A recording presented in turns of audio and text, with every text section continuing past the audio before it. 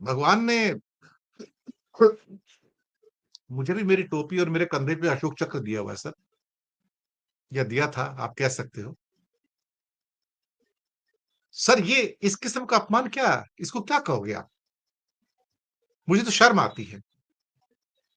कोई मुझसे कहे कि मैं यहाँ पे माथे पे मेरा अशोक चक्र लगा हुआ है, कैप के ऊपर है, कंधे पे अशोक चक्र लगा हुआ है, स्टार्स लगे हुए हैं सर, और मैं कहूँ कि मैं उसके ऊपर एक त्रिशूल का निशान और बना दूं।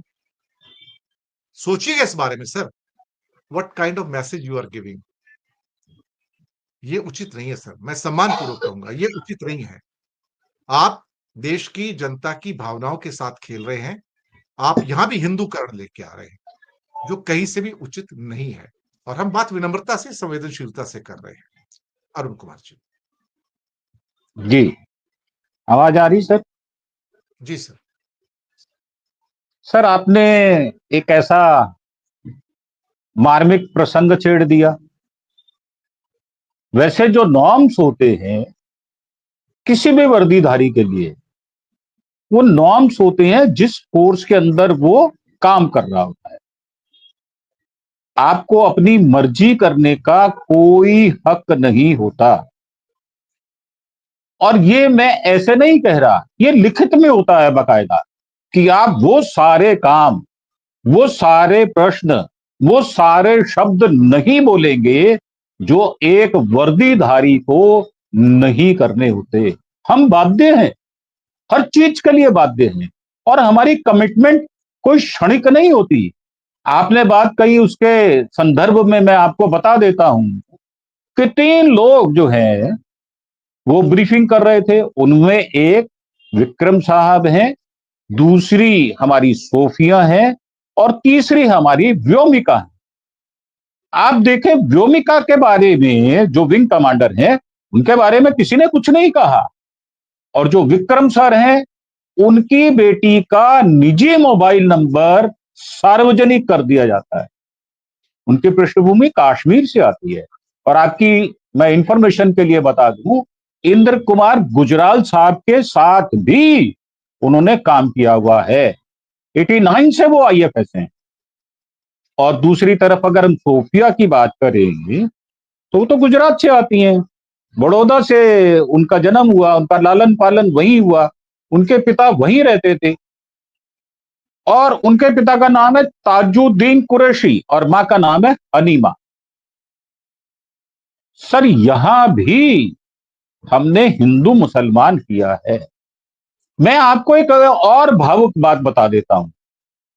क्या हमारे देश ने कभी ऐसा हुआ सार्वजनिक जीवन में या हमारे निजी जीवन में कि हमारी महिलाओं ने हमारे पुरुषों को कंधा दिया हो?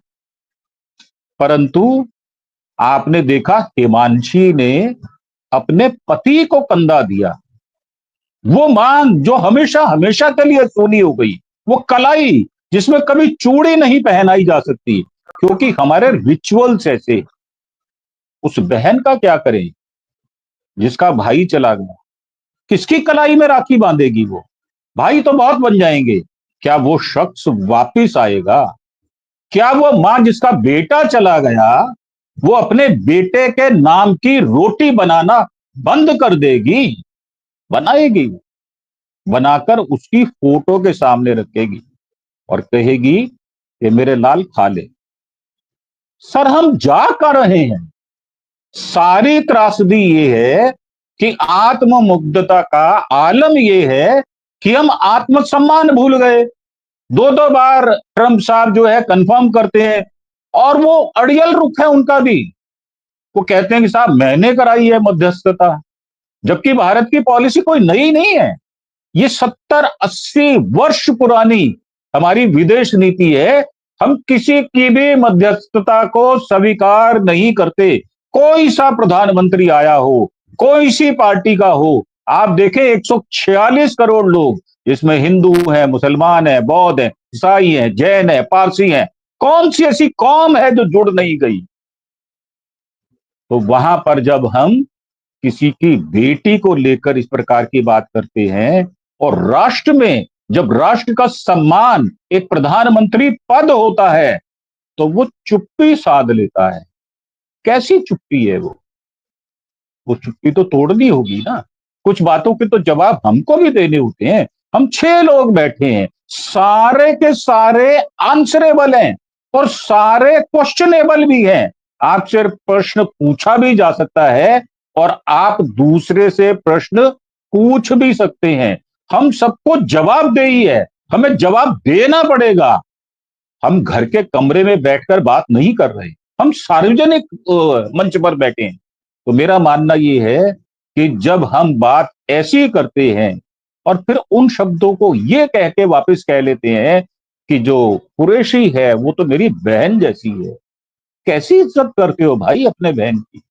कैसी इज्जत करते हो अपने राष्ट्र की कि आपके राष्ट्र की नीति को एक व्यक्ति आता है और रोंद कर चला जाता है और आप चुप्पी साध लेते हैं। आप क्या भीष्म पितामह हैं? अगर भीष्म ने चुप्पी साधी तो हुआ क्या? महाभारत हो गया। और जिसको हम लड़ाई लड़ाई कह रहे हैं सर, ये तो नॉर्मल है। आप भी फोर्स में रहे हैं, आपको भी अधिकार था ये सब कुछ करने का।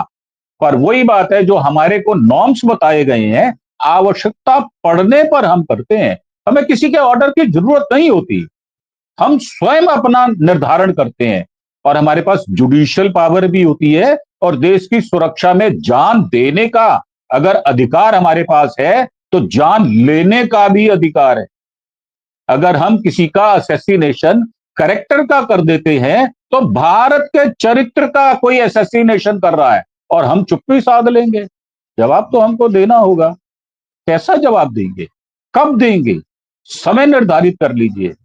ये सारी बातें अगर गहन विचार विमर्श किया जाए तो इसको कोई भी उचित नहीं ठहरा सकता। कम से कम मेरे और आप जैसा व्यक्ति जो कि एक डिसिप्लिन्ड फोर्स में रहा हो, हमको ये सब गवारा नहीं। हमें कमांड जब हम करते हैं तो हम उम्मीद करते हैं अपनी फोर्स से कि वो हमारे हुक्म की तामील करेगा। ऐसे ही जब हमारा कोई सिपाही या हमारा सबॉर्डिनेट हमसे कोई आकर बात कहता है, समस्या कहता है, तो हमें निवारण भी करना होता है। तो मेरा मानना यह है कि ये एटीट्यूड ठीक नहीं है। आप प्रेस कॉन्फ्रेंस ना करते, आप बैठ जाते और ओपन सेशन कर लेते, लोगों के जवाब दे देते, उनके मन की बात को सुन लेते। मन की बात कह देना आसान होता है, मन की बात को सुनना मुश्किल होता है। हमें सिखाया यही गया है कि सुनना सीखो, सहना सीखो, लोगों के साथ बातचीत करना सीखो। जब आप वार्तालाप ही नहीं करते, संवाद नहीं करते, आप तो माइक लेकर भाषण देते हैं।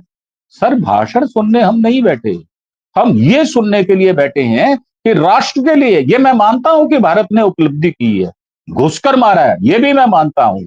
और भारत की मारक क्षमता कितनी है ये भी सिद्ध हुई है, ये भी मैं मानने के लिए तैयार हूं। परंतु मैं ये मानने के लिए तैयार नहीं हूं कि अमेरिका जैसा राष्ट्र, उसका प्रेसिडेंट, कोई पहली बार थोड़ी उन्होंने ऐसा किया है। उनके वहां के तो जितने प्रेसिडेंट हैं वो सारे के सारे हिंदुस्तान के प्रति अपना यही रवैया रखे हुए हैं। और क्या किया था इंदिरा गांधी ने, क्या किया था जवाहरलाल नेहरू साहब ने, क्या किया था राजीव गांधी ने। लोग प्रेसिडेंट वहां की छतरी लेकर छाया दिया करते थे। कहां पहुंच गए हम, कौन सी सीमा को लांघना बाकी रह गया।